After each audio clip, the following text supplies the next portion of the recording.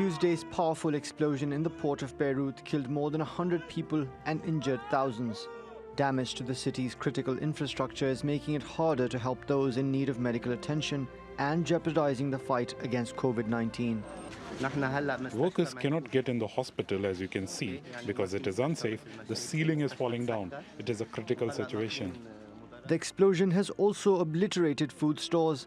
The country's largest silos, capable of storing 120,000 tons, were holding just 15,000 tons of grain.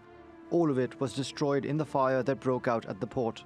Turkey, Qatar, Iran, and other neighboring countries have offered support in the wake of the crisis. Some Western nations that have been calling for regime change are also sending help. We want to support the people in Beirut. We're working very urgently in terms of the package of measures, and I hope we'll be able to announce that shortly. But berths, cranes, and other infrastructure at the Beirut port have been severely damaged, which could delay much-needed shipments of food and other essentials. Food prices have risen 190% since June last year. They may surge even higher now that supply lines are disrupted. The country's been suffering from a chronic energy shortfall for decades. That's also expected to worsen in Beirut while officials restore power lines. And the blow to Lebanese businesses could drive up unemployment, which has already increased to 30% last month. UN generally and UNRWA in particular are very worried about the situation in Lebanon because of the many layers of this crisis. It's an economic crisis, a financial crisis, a political crisis, a health crisis, and now this horrible explosion. So there are many layers to what's happening in Lebanon that is constantly testing the ability of the Lebanese and the refugees who live in Lebanon to be resilient. Officials say rebuilding the city will take at least a year. It's like a big earthquake that hit Lebanon and Beirut, and this will cost billions of dollars to restore. The economy will deteriorate even more because businesses have been hit entirely. And in order to relaunch, it'll need new investment. But we won't despair. Lebanon is already the world's third most indebted nation. It defaulted on international loans in March, so attracting foreign investors and lenders will likely be a huge challenge for the government. And that could mean more misery for millions of Lebanese. Mobin Nasir, TRT World. Well, for more on this, Sami Nader joins us now from Beirut. He's director at the Levant Institute for Strategic Affairs. Welcome back to the program, Sami. Now, this is a very dark chapter for Lebanon, which has experienced many dark episodes in its history. We're hearing that up to 300,000 people have lost their homes and that hospitals are struggling to treat the scores of people who've been injured in this tragedy. Are authorities equipped to deal with the aftermath of what's happened? No, I don't think they are up to it. And even if there is a political will, they don't have the resources because this, as it was said in the report, comes to add on two deep crises that are devastating Lebanon before this catastrophe, before this explosion, which is one financial and economic crisis that is really having a huge impact on the Lebanese population, driving more than 50% of the Lebanese population under the line of poverty. 40% of unemployed people are not able to withdraw their savings or $1 from their saving from the banks, plus no capital control law. All of this, I mean, and all businesses are closing their door because there is a deep liquidity crisis. On this economic and financial crisis came another crisis, which is the COVID lockdown, and it amplified the impact of a prevailing economic and financial crisis. Now, with what we've seen yesterday, this is the end. I think that the whole country is thrown into an abyss. We're talking, I don't think that the political establishment, even the people, realize the economic impact of what happened today. Here we're talking about the port of Beirut, about the key infrastructure, about the hub through which Lebanon Lebanon economy is a trading economy.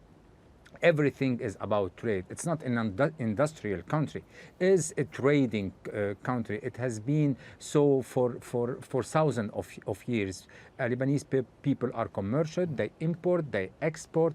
Every single business has to do, is related to the trading activity, meaning to the port that has been devastated yesterday. The banks, the insurance companies, the distributors, the importer, the exporter, everything is around this. Even the city has been built. The city of Beirut, the capital of the country, has been built around this hub, which is the network, the nexus of the whole economy. Today, can I just jump in there, Sami? Where Lebanon does not have them. So, sorry to interrupt, but just on your point about the impact of the destruction of the port, the country's biggest port, we know Lebanon imports at least 80% of its food supplies, much of which comes through this Beirut port. Will this have a direct impact on everyday citizens, I guess, meeting their everyday needs, such as food and medicine? I think so. Because basic commodities, basic products are scarce today because they are subsidized by the central bank, like the wheat, like the electricity, the fuel oil, like the medicines. And because of the liquidity crisis, the Lebanese central bank has not anymore the same facility in order to subsidize these products. This is why some of these products are in somehow shortage. With this, was what happened yesterday. So the question is where the wheat, for instance, will be stocked. There is no storage space anymore. All has been destroyed, and this could translate into a real problem, pushing more people under the line of poverty, pushing more people, pushing the hunger inside. I mean, practically a big portion of the household, plus all those who will be thrown out of their jobs because their jobs are related directly or indirectly to this sport, plus who will pay off the amount of destructions that happens. The average citizen does not have the mean anymore to change the screen of his cellular phone. So what if it's about to change the window of its car or the window of its houses? More than 300,000 people lost their houses. Can I ask you about the cause of this blast? We know officials have said it's because of the ammonium nitrate that was detonated at this port facility. It's emerged that customs officials had repeatedly warned authorities to either re-export or confiscate this highly explosive material over a number of years, but it sat there for around 6 years. Who's to blame for this oversight? Is it the authorities? Is it those who were running the port? You know, there are two scenarios for that. There is the first scenario, which is the most common, that this is an industrial explosion, that the fire and this explosive material took fire accidentally. And so the question is how this enormous quantity of such an explosive and dangerous material get into the port, knowing that the port is under the control of Hezbollah, this military organization. And this scenario is more and more a question, because one other challenging question is how Hezbollah let this amount of explosive quantity get into a very sensitive area, a very strategic point for him. Secondly, you have the second scenario, which is a military operation, something that is Lebanon is very used to, something that happens every now and then in Lebanon and Syria. Israel, for instance, targeting Iranian military point or missiles, and these scenarios should not be ruled out, even though both parties denied any involvement in such. Sami Nader in Beirut, we will have to leave it there, but thank you for joining us on the program once again.